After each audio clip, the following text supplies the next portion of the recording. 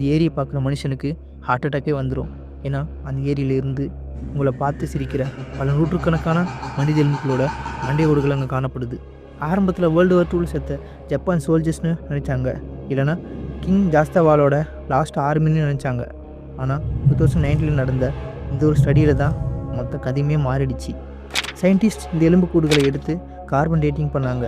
And result ரொம்ப ஷாக்கிங்காக இருந்துச்சு. இது ஒரே காலகட்டத்தை சேர்ந்த எலும்புக்கூடுகள் இல்லை. குரூப் ஏ 19th செஞ்சுரியில் செத்தவங்க, அதாவது இந்தியன்ஸ். குரூப் பி 1800களில் செத்தவங்க, அதாவது ஈஸ்டர்ன் மெடிட்டேரியன்ஸ் அண்ட் கிரேக்க மக்கள். இந்த 2 குரூப்புக்கும் கிட்டத்தட்ட 1000 வருஷம் கேப் இருக்குது. ஆனால் 2 குரூப்லேயும் ஒரே இடத்துல ஒரே மாதிரி செத்துருக்காங்க. அப்போ அங்கே நடந்தது என்ன?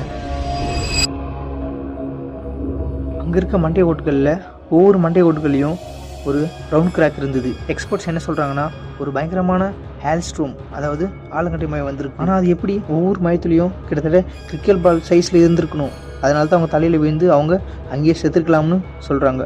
இது ஒரு பக்கம் இருக்க, கிரேக்க மக்கள் எதுக்கு 1800களில் இமயமலைக்கு உச்சிக்கு போய் அங்கே சாகணும்? இது மற்றொரு மர்மத்தோட ஆரம்ப புள்ளியாக இருக்குது.